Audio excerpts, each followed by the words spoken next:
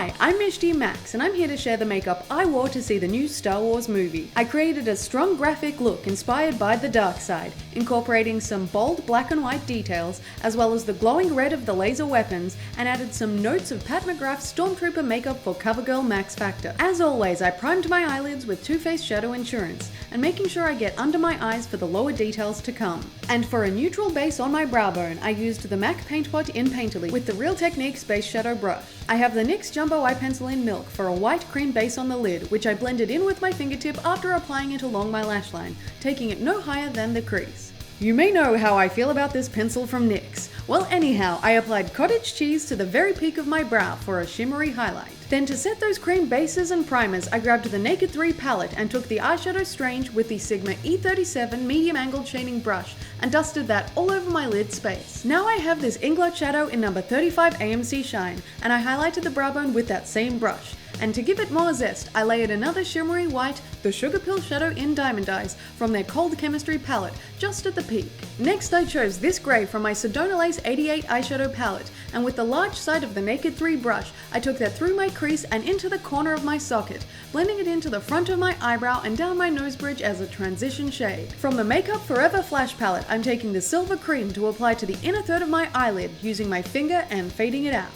On top of that, I'm applying the Inglot number 447 Pearl Eyeshadow with this fluffy Japanesque eyeshadow brush and blending it out to the midway point of my eyelid, also using some more Strange to fade it across. With the tip of the Sigma E44 Firm Blender brush, I'm dabbing the red cream from the Flash palette onto the inner socket and down to the tear duct in a curved shape, also blending out the edges and making it follow the hollow of my eye. I went to the Urban Decay Electric palette and picked the Shadow Slow Burn on the same Firm Blender brush to set the red cream and give a base of vibrant red, also aiding in blending out the edges of the shape. Next I have this pigment from Sugar Pill called Asylum, and taking the shimmery red on the same brush and adding it over Slow Burn for a glowing avant-garde highlight. In this step I'm refining the shape and blending it out a little bit more. This is giving an interesting accent to the eye and adding a creepy feel that will flow with the dark inspiration of the look. Now I'm going onto Sugar Pill Bulletproof and adding the matte black shadow with the Sigma E47 Shader Crease brush to my socket and joining that up with the front of the brow, also taking the shape out into a floating wing.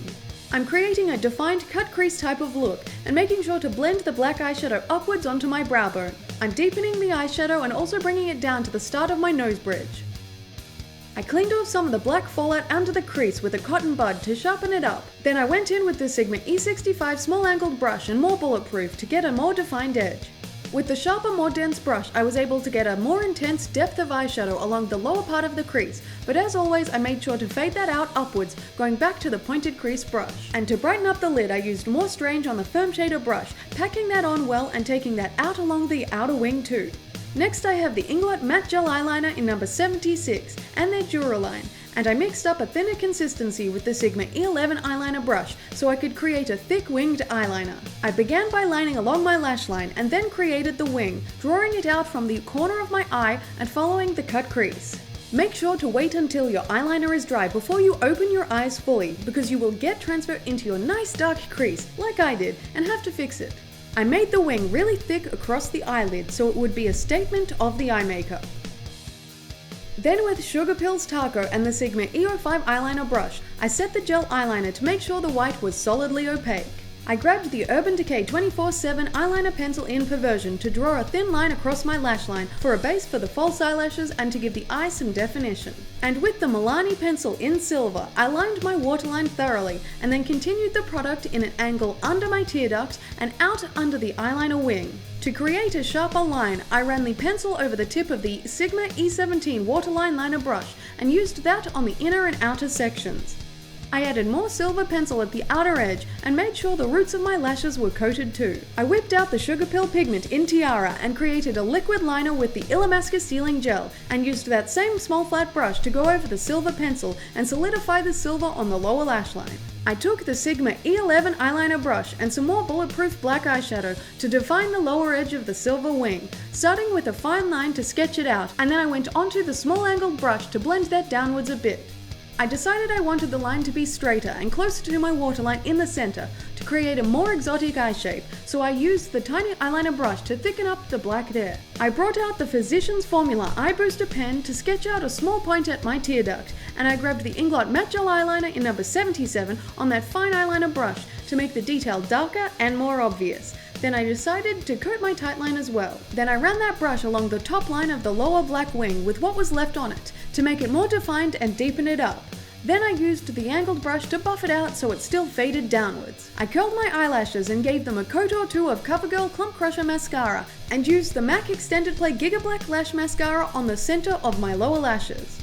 I blended a touch more depth into the start of my brow with the leftover black eyeshadow before I did my brows as per usual with Benefit Browsings in Light. I took the angled brush and ran a few strokes at the front of my brow to create more darkness and merge the eyeshadow into my eyebrows before I set them with Benefit Gimme Brow. After I did my usual face, I took that angled brush and the small pointed crease brush to blend the lower lash line into the face makeup. I grabbed the Inglot AMC powder in number 59 to use as a shimmery white highlight on the tops of my cheeks and the center of my face. Since Stormtrooper armor is so very plastic and shiny, I thought I'd add the same effect to my face. Then I went into my brow powder and used the Real Techniques contour brush to add some sharpness to my features, going under my cheekbones, into my temples and around my hairline.